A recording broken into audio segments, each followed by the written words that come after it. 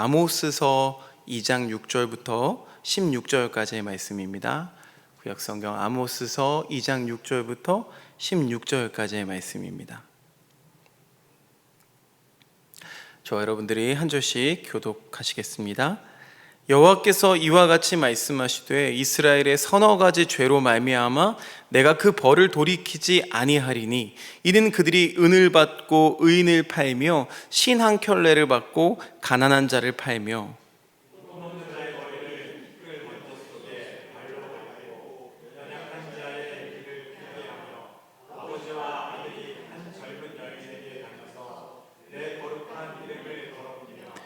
모든 제단 옆에서 전당 잡은 옷 위에 누우며 그들의 신전에서 벌금으로 얻은 포도주를 마심이니라.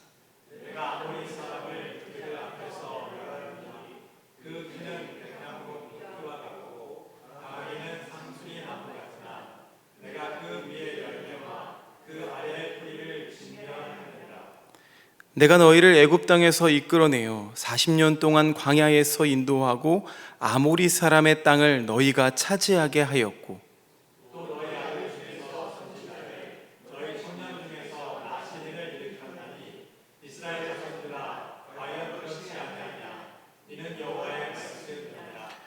그러나 너희가 나실 사람으로 포도주를 마시게 하며 또 선지자에게 명령하여 예언하지 말라 하였느니라.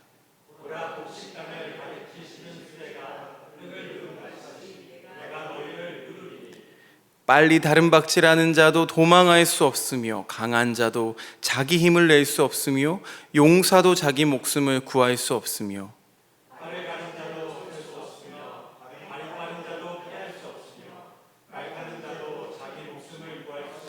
16절 말씀 함께 읽겠습니다. 용사 가운데 그 마음이 굳센 자도 그날에는 벌거벗고 도망하리라. 여호와의 말씀이니라. 아멘. 오늘 이 아모스서 말씀을 가지고 아모스의 그날이라는 제목으로 여러분과 말씀을 함께 나눕니다. 기독교와 다른 종교가 다른 점이 여럿 있지만 저는 그 중에서 예언자 전통을 들고 싶습니다. 신에게 제사를 지낸다거나 또 예배드리고 찬양과 기도를 올려드리며 개인적인 위로와 축복을 비는 이 제사장 전통은 어느 종교에나 다 있습니다. 하지만 기독교가 조금 다른 것은 민족 전체를 향해서 회개를 촉구하고 사회 정의에 관한 말씀을 전하는 이 예언자 전통을 중시해 왔습니다. 구약 성서가 예언서를 품고 있는 이유이기도 하죠. 예언자들은 다 하나같이 불의한 국가 권력에 저항하고 또 박제화된 그 종교 권력을 비판하는 일에 앞장섰습니다. 신앙을 그냥 사유화하지 않았다는 뜻입니다. 물론 이웃 종교 가운데서도 심지어 종교와 무관하게 예언자적인 목소리를 내는 분들도 많이 있습니다. 과거 이 땅에서도 이 왕권에 맞서 의롭게 살다가 가신 분들이 많습니다. 과거 이 땅의 역사에서도 그렇고 사회정의 감각을 신앙의 빛에서 해석하고 전통으로 이어간 건 아무래도 이 이스라엘 역사만의 독특한 그 독특성이 아닌가 생각이 됩니다. 고대 종교는요, 어떤 종교였냐면 철저히 국가의 종교였습니다. 권력자들의 편에 서서 그들의 권력을 신의 이름으로 옹호해 주는데 이 종교가 사용되었습니다. 이집트 제국의 태양신 종교도 마찬가지였죠. 이 파라오는 태양신 라의 아들로 여겨졌습니다. 그 이집트 제국에서 노예살이하던 히브리인들이 이제 대탈출을 감행하게 되었습니다. 그리고 가나안에 정착한 히브리인들은 자신들의 종교가 국가 종교이기를 거부합니다. 그러나 역사의 흐름을 따라 어쩔 수 없이 왕국을 수립한 뒤에도 끊임없이 그들은 왕권에 저항하면서 자유와 해방의 평등 공동체를 지향했던 공동체였습니다. 그 중심에 누가 있었냐면요, 바로 이 예언자들이 있었다는 사실입니다. 오늘 본문을 통해서 만나보고 있는 이 아모스가 대표적인 예입니다. 자, 이 아모스의 예언은 북왕국 이스라엘이 놓여있는 이 영적인 상황을 아주 신랄하게 비판하고 꼬집습니다. 물질 만능주의가 만들어낸 온갖 부조리와 이 불공정에 대해서 하나님이 진노하신다라는 메시지를 고스란히 전하고 있습니다. 아모스의 별명이 뭔지 아세요? 아모스의 별명은 정의의 예언자입니다.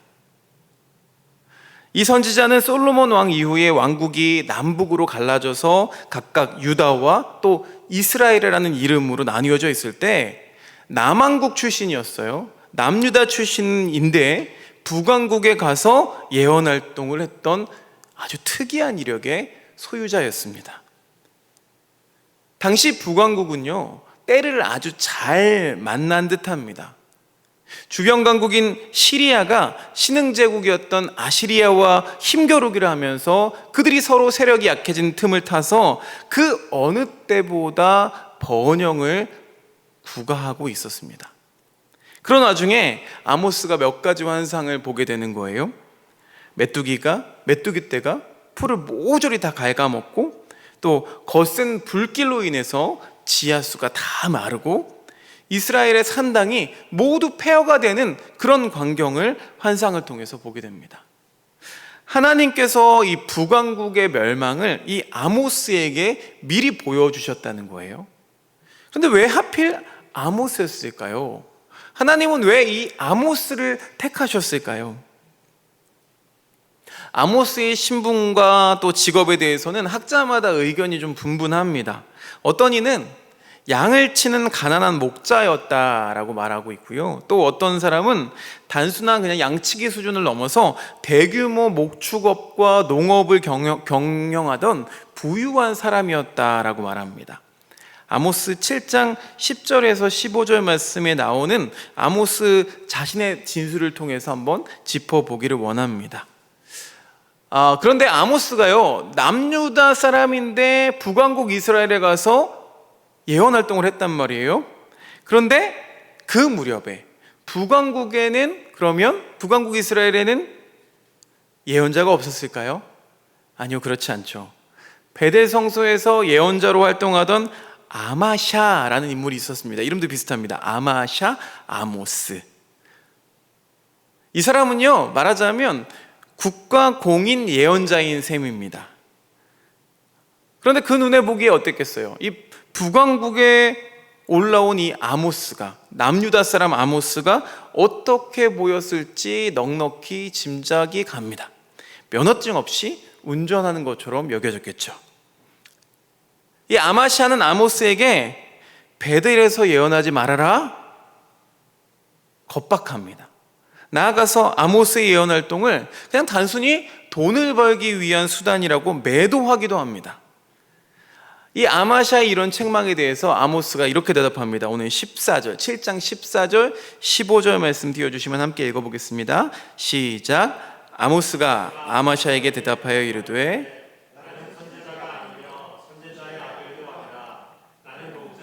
뽕나무를 재배하는 자로서 양떼를 따를 때에 여호와께서 나를 데려다가 여호와께서 내게 이르시기를 가서 내 백성 이스라엘에게 예언하라 하셨나니.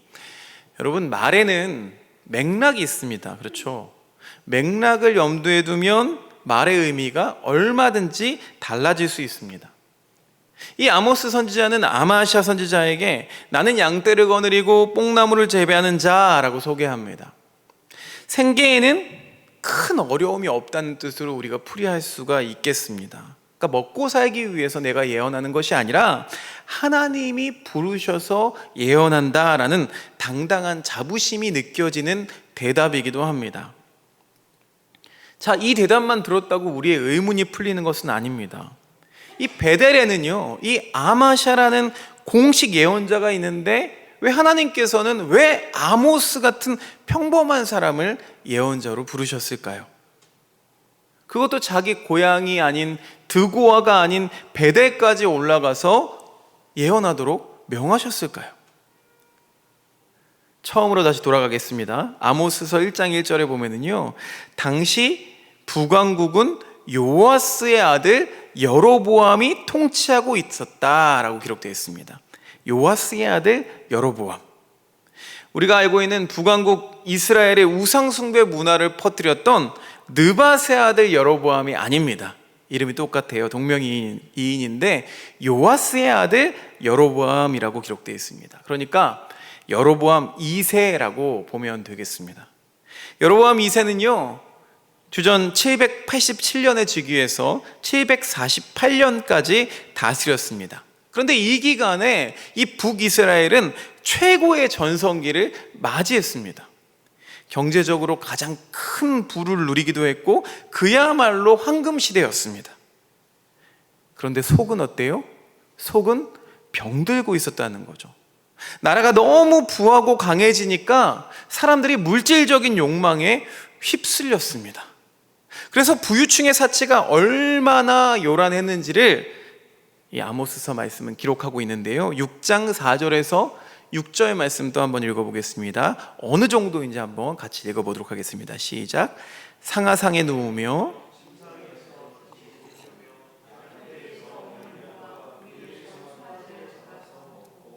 비파 소리에 맞추어 노래를 지절거리며 다윗처럼 자기를 위하여 악기를 제조하며 대접으로 포도주를 마시며 귀한 기름을 몸에 바르면서 요셉의 환난에 대하여는 근심하지 아니하는 자로다.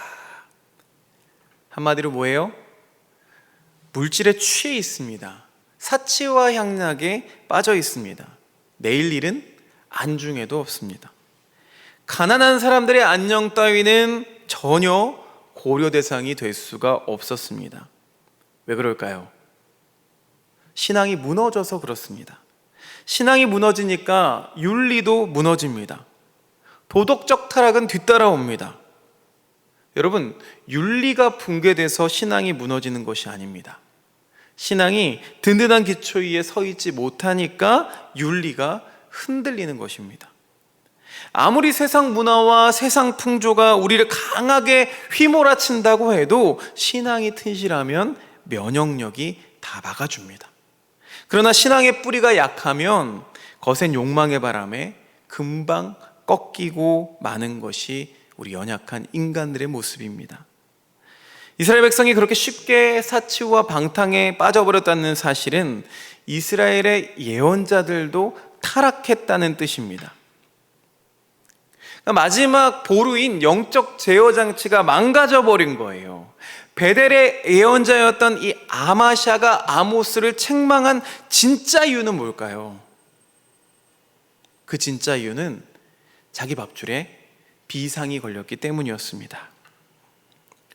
돈 때문에 예언자 노릇을 한다는 이 아마샤의 고발은 부지 중에 자기의 속내를 다 훤히 드러내는 말이었습니다. 그만큼 이스라엘에는 하나님의 말씀을 올바로 전할 예언자가 없었다는 것입니다. 그래서 하나님은 유다 땅, 저 멀리 유다 땅 드고와 출신의 평범한 사람 이 아모스를 들어서 이스라엘을 향해서 예언하게 하셨다는 것입니다. 여러분, 우리는 가난을 참 두려워합니다. 그러나 정작 우리가 두려워해야 될 것은 풍요가 아닐까 생각해 봅니다. 풍요의 시기에 영적 비상이 걸린 이 이스라엘을 통해서 배우는 교훈입니다. 러시아의 문호 톨스토이도 일찍이 이 문제를 직시했던 것 같습니다. 물질이 사람을 타락시킨다고 꿰뚫어 보았습니다. 이미 알고 계신 말씀일 수도 있지만, 이야기일 수도 있지만, 이 톨스토이의 단편 작은 악마와 빵 조각은 물질주의를 경계하는 탁월한 지침서가 될 수 있어서 함께 나누기를 원합니다. 작은 악마가 있었습니다. 이 작은 악마는 착한 농부를 시험에 빠뜨릴 계략을 꾸몄습니다. 가난한 농부의 빵을 훔쳐서 농부의 입에서 험한 욕설이 나오도록 하려는 것이 계획이었습니다. 그러나 농부의 반응은 예상과는 달랐습니다. 할 수 없지 뭐, 굶는다고 죽기야 하겠어. 누구였든 간에 이 빵이 필요해서 가져갔겠지. 그 사람에게 도움이 됐으면 좋겠군. 이 착한 농부는 가난하지만 인정이 많고 낙천적이었습니다. 작은 악마의 보고를 받은 마왕은 화가 치밀었습니다. 너 이런 일을 이런 식으로 하면 너 존재 자체가 불가능해져. 너 3년 안에 그 농부를 타락시키지 않으면, 이기지 못하면 너를 성수에 처박아서 죽게 할 거야. 이 고심 끝에 작은 악마는 성실한 일꾼으로 둔갑합니다. 그리고 농부의 밑에 들어가서 열심히 일합니다. 첫 해에 이 작은 악마는 농부에게 습지의 씨를 뿌리라고 제안했습니다. 근데 마침 그 해에 가뭄이 들었어요. 다른 농부의 작물은 다 말라 죽었지만 이 작은 악마가 모시는 이 농부의 집만 풍성한 수확을 거둘 수가 있었습니다. 다음 해에는 산 꼭대기에 씨를 뿌리도록 했습니다. 그런데 그 해에는 홍수가 났습니다. 아랫동네에 작물을 심은 농부들은 농사를 모두 망쳤지만 악마가 모시는 이 농부만 풍작을 거두었습니다. 이제 농부네 곡물들은 주체할 수 없이 많아졌습니다. 이 작은 악마는 남은 곡물로 술을 만들라고 제안합니다. 농부는 독한 술을 만들어 가지고 자기도 마시고 또 친구들에게도 나누어 줬습니다. 자, 이제 이 착한 농부는 어떻게 됐을까요? 그 옛날의 착한 농부가 아니었습니다. 아내를 함부로 대하고 가난한 이에게는 더 인색해졌습니다. 부유한 농민들만 불러서 술을 마시기 시작했습니다. 술을 마시는데요, 첫째 잔이 들어가니까 서로 듣기 좋은 말만 하고 온갖 거짓말들을 쏟아냈습니다. 자, 둘째 잔이 들어가자 서로를 욕하고 싸움을 벌이기 시작합니다. 석 잔째에 술을 마신 농부들은 짐승처럼 변해서 서로 으르렁거리면서 상대의 말을 전혀 듣지 않았습니다. 이 농부가 집으로 돌아갈 때 악마가 모시던 이 농부는 손님들을 빨리 내쫓으려고 밖으로 나왔다가 물 웅덩이에서 꼬꾸라집니다. 더러운 물을 뒤집어 쓴 이 농부가 돼지처럼 툴툴거렸습니다. 이제 이 타락한 농부의 모습에 마왕은 놀랍니다. 그래서 작은 악마에게 물어봐요. 야, 너 어떻게 술을 만들었니? 아마도 첫 번째 잔에는 여우 피를 섞고 둘째 잔에는 이리의 피를 넣었겠지. 그리고 셋째 잔에는 돼지의 피를 넣은 게 분명해. 그러자 작은 악마가 이렇게 대답합니다. 아닙니다. 제가 그에게 준 것은 풍요입니다. 그는 곡물이 남아돌게 되자 즐거움을 찾게 되었죠. 그래서 전 술을 그에게 주었던 것입니다. 사람은 누구나 여우, 이리, 돼지의 피를 가지고 있습니다. 그 피가 분출할 구멍을 제가 만들어준 것입니다. 마왕은 이 작은 악마를 칭찬하고 더 높은 위치로 승격해 주었다는 이야기입니다. 이 톨스토이의 우화를 통해서 물질에 한없이 약한 우리의 모습을 들여다봅니다. 가난을 벗어날 수만 있다면 의리도 팔고 자존심도 팔고 또 양심도 팝니다. 그러다 보니까 물질이 풍족해져도 정신은 각박해져서 상대방을 무시하고 깔보고 심지어는 박해하기까지 합니다. 오늘도 작은 악마는 우리 곁에서 부지런히 일하고 있습니다. 우리 안에 있는 그 간사한 여우의 피, 또 포악한 이리의 피, 불결한 이 돼지의 피를 분출시킨 구멍을 내려고 열심히 일하고 있습니다. 이처럼 물질 만능주의가 북왕국 이스라엘을 덮쳤습니다. 여호와 하나님과 거룩한 언약을 맺고 구별되게 살았어야 할 이스라엘 백성들이 실족했습니다. 아모스는 이스라엘의 심판 제목을 7가지로 선고하고 있습니다. 오늘 읽었던 말씀인데요, 첫 번째, 은을 받고 의인을 팔아넘긴 죄. 두 번째, 가난한 자를 신 한 켤레 값을 받고 팔아넘긴 죄. 세 번째, 힘없는 자들을 짓밟은 죄. 네 번째, 연약한 자의 길을 굽게 한 죄.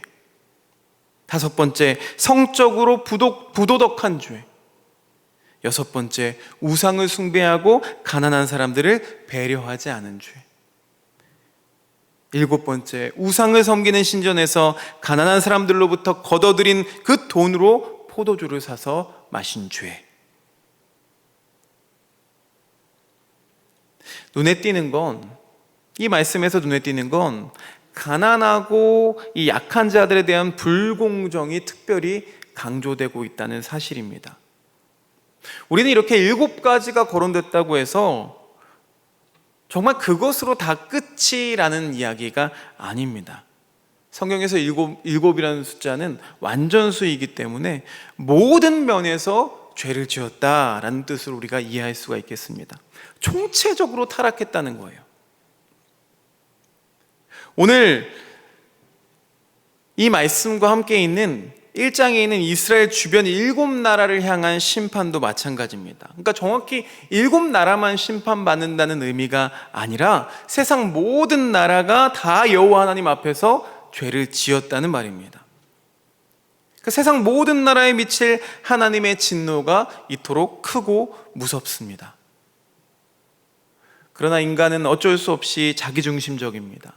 아모스가 오늘 뗄 때 이방 나라들의 죄를 열거하는 것을 잘 들으면서 1장에서 이방 나라의 죄를 막 열거하는 걸 들으면서 이 북왕국 이스라엘 사람들은요, 내심 안도했을 것 같아요. 그럼 그렇지, 다른 나라 얘기지? 우리는 아닐 거야. 우리가 하나님 말씀을 읽거나 들을 때도 우리는 별반 다르지 않습니다. 나만 아니면 돼. 남이야 망하든 말든 상관없어. 이 고약한 마음을 잊기라도 하듯이 이 아모스의 선고는 곧 북이스라엘을 향합니다. 이방 나라들을 그 앞에 세운 건 수사학적 전략이었던 거죠. 하나님의 언약 백성인 이스라엘의 잘못이 이방 나라들보다 더 크다는 거. 그러니까 너희는 이 나라만도 못해, 이것보다 더해 라는 것을 보여주기 위한 일종의 도발이었습니다. 이 아모스의 예언들이, 아모스서에 등장하는 이 아모스의 예언들이 유독 마음을 찌릅니다. 우리의 삶에 정의가 없는 까닭입니다. 하나님께서는 우리를 구원해 주시고 하나님의 자녀로 삼아 주셨습니다. 그 크신 사랑과 은혜에 감사하는 길은 우리 이웃을 사랑하는 것, 힘없고 연약한 자들을 돌보는 것이라고 이 아모스서는 가르치고 있습니다. 적어도 자기 주변에 억울한 사람, 굶주린 사람이 없도록 정의를 실천하며 사는 삶이 성도의 참된 경건입니다. 야고보 사도가 역시 그와 같은 말을 합니다. 야고보서 1장 27절 말씀 함께 읽어보겠습니다. 시작. 하나님 아버지 앞에서 정결하고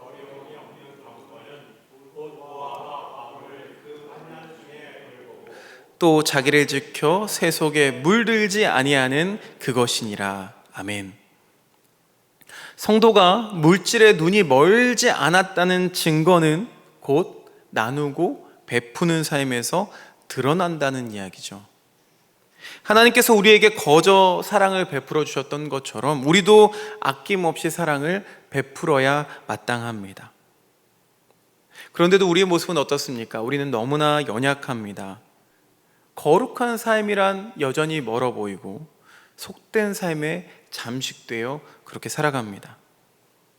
오늘도 열심히 일하고 있는 그 작은 악마의 계략에 쉽사리 넘어갑니다. 우리는 내 집 앞으로 지하철역이 들어오기를 은근히 바라고, 메가시티, 아니 뉴시티라고 하더라고요.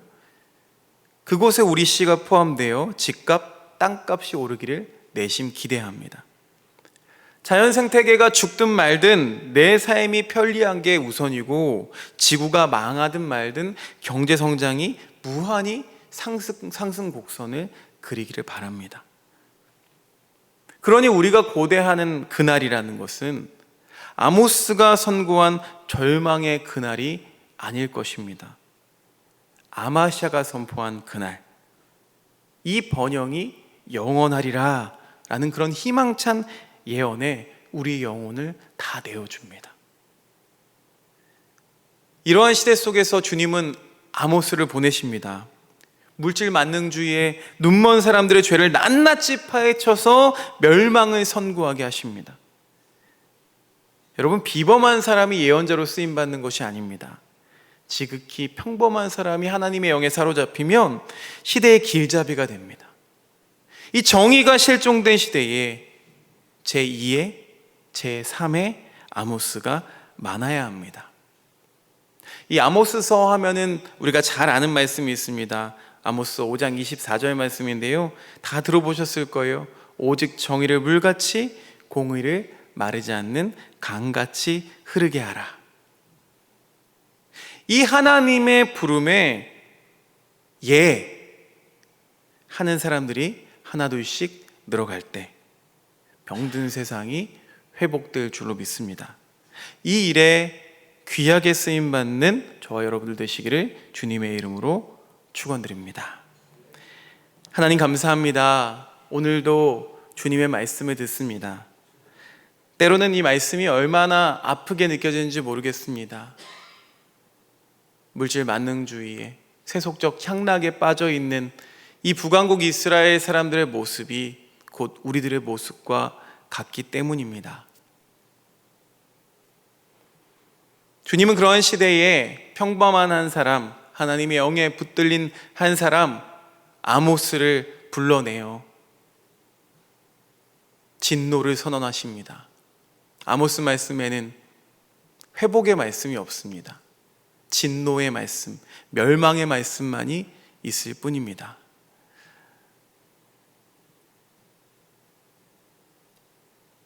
정의가 빠진 사랑, 사랑이 빠진 정의가 판을 치는 이 세상 속에서 주여, 우리도 아모스처럼 쓰임받게 하여 주시옵소서. 제2, 제3의 아모스가 되어서 하나의 물줄기가 되어서 이 땅에 공의가 흘러넘치기를 간절히 원하오니 주님, 우리를 사용하여 주시옵소서. 우리의 그날을 꿈꾸게 하여 주시옵소서. 예수 그리스도 이름으로 기도드렸사옵나이다. 아멘.